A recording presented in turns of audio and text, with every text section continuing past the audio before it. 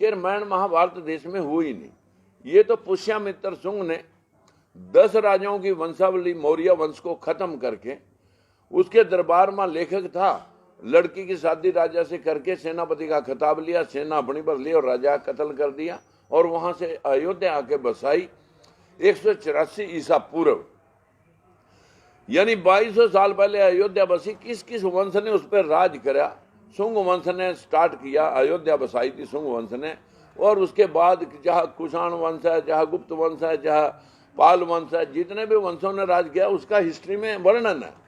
वहां कहीं राम की जो अयोध्या बसने से पहले, अब जब अयोध्या में जन्म हुआ तो उससे अयोध्या बसने से पहले तो राम नहीं आए होंगे, लेकिन हकीकत में पूरे देश के अंदर 4 करोड़ मंदिर हैं।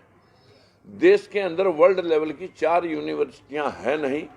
15 लाख करोड़ रुपए का बजट हर सालाना लोगों की जेब से उठ करके मंदिरों में चला जाता है। और अब तो सरकार कह रही है कि मंदिरों के महंतों को उनको तनख्वाह भी दी जाए। देश के अंदर अगर सरस्वती लक्ष्मी पूजा से धन और ज्ञान आना था तो फिर वो सारा हमारे भारत देश में आना चाहिए था। वो जो इधर Canada, America, Australia, Dubai, Japan, चीन, रूस, वो धन तो सारा वहां चला गया, ज्ञान सारा वहां चला गया। जितने मोबाइल, लैपटॉप या जितने भी टेक्नोलॉजी है वो सारी जापान की है 70% देश में, दुनिया के अंदर। चीन तो मल्टीप्लाई करके सारे विश्व के बाजारों में उतरा पड़ा है। हम यहाँ सरस्वती लक्ष्मी की पूजा करके अपने दिल बढ़ावे कर रहे हैं और विश्व जो है ना कहाँ का कहाँ पहुंच गया। हम चाहते हैं कि देश के अंदर इतने देवी देवता 33 करोड़ थे, सारे बार ये देश गुलाम होया, कभी मुगलों का, कभी आर्यों का, कभी अंग्रेजों का। इसी पर चीन के आक्रमण है, इसी के ऊपर जो है ना सारे आक्रमण इसी पे हुए। वो क्यों हुए कि यहाँ के लोगों ने पत्थरों की पूजा करवा दी, पेड़ों की पूजा करवा दी, नदियों नालों की पूजा करवा दी, गरुड़ों घुगियों की पूजा करवा दी, मानसिक गुलाम बना दिए। और ये मानसिक गुलामी ही इस बैकवर्ड के 85% लोगों को पशु बना करके इस्तेमाल वो लोग चालाक लोग कर रहे हैं, जो लोग हुनरमंद हैं कि किसको कैसे गुमराह किया जा सकता है। यहाँ पर 2 विचारधाराएं हैं, एक अंबेडकरवादी बराबरी की विचारधारा, एक मनुवादी विचारधारा, जिसमें कुछ लोगों को बाकियों को नीच बनाना है और मुट्ठी भर श्रेष्ठ बनने हैं। कौन से हवाई जहाज और इन्होंने लोगों ने वो बना दिए लैपटॉप और टीवी मोबाइल, जिससे हम उनको श्रेष्ठ माने।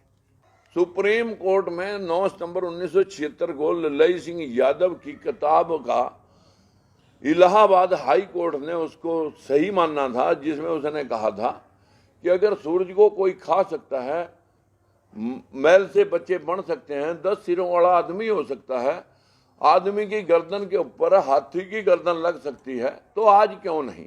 अगर गर्द घुगियां, कौवे, पक्षी बोलते थे, समुद्र बोलते थे, तो अब क्यों नहीं, जब साइंस टेक्नोलॉजी इतनी आगे बढ़ी। ये तो सुप्रीम कोर्ट ने अंधविश्वास का चीरहरण इलाहाबाद हाई कोर्ट ने किया। हमारे देश के सुप्रीम कोर्ट के अंदर भाषा विभाग, पुरातत्व विभाग, आर्कोलॉजिकल डिपार्टमेंट और लैंग्वेज डिपार्टमेंट दोनों ने हल्फनामा दे रखा कि रामायण महाभारत का देश के अंदर कोई ऐतिहासिक तथ्य नहीं है। अब बताइए, वो मैंने नकारा या सुप्रीम कोर्ट में एफिडेविट देने वालों ने नकारा? मैंने कभी जिंदगी में मंदिर नहीं गया, श्री राम का नारा नहीं लगाया। मैं तो फूले साहब का अनुयायी हूँ और मैं जो है ना गौतम बुद्ध की विचारधारा से अभी भी मेरी मतलब जो है ना विपसना केंद्र से लौट के आया। मैं कभी आडंबर में धर्म क्या है? जो सबके लिए बराबरी दर्ज करता हो, सबका सम्मान करता हो, सबके कल्याण का और मंगलमय होने का की कामना करता हो, वो है इंसानियत धर्म।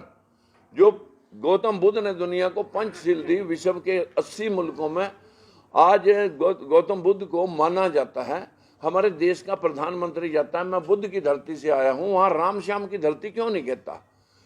हमारे देश के अंदर पंचशील जो थी वो विश्व के 80 कंट्री मान रहे हैं। चोरी, झूठ, नशा, अनैतिक व्यभिचार, बिना वजह हत्या, इन 5 दुष्कर्मों को छोड़कर मानव कल्याण के लिए जो आदमी काम करे उसे लोगों ने जीते जी महापुरुष और मरने के बाद उसे भगवान मान लिया। ऐसे ही कबीरदास हैं, ऐसे रविदास हैं, ऐसे गुरु नानक देव हैं, ऐसे गुरु गोविंद सिंह हैं, ऐसे ही सोक्रेटिस हैं, ऐसे ईसा मसीह हैं, ऐसे मोहम्मद पैगंबर साहब हैं। जितने भी भगवानों का मान रहे वो सब इंसान हुए। अगर ये इंसान हुए तो इनका भी इतिहास होना चाहिए था। तो इसलिए हमारा मानना है कि हम ऐतिहासिक तथ्यों के ऊपर बात करें। और इस देश की गरीबी का मूल कारण है अंधविश्वास। सत्ता हथियाने के लिए एक अच्छा मुद्दा है, क्योंकि भावनाओं से खेलना, और जब उनके ऊपर कोई व्याख्यान करता है तो इनकी भावनाओं को चोट लग जाती है। हमारी भावनाओं को कभी 4000 साल में चोट ही नहीं लगी, न 73 साल की आजादी में चोट लगी।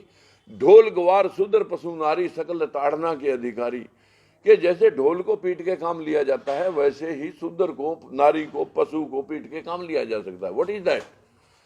फिर दूसरी बात, पूज्य विपर चाहे गुणहीना, मत पूजिए शूद्र को चाहे गुणहीन। कितना भी गुणवान हो, शूद्र पूजनीय नहीं है।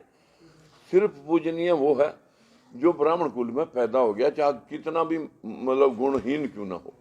बताइए क्या शास्त्रों ने की, इंसानों ने लिखे ये शास्त्र अपने पक्ष को रख।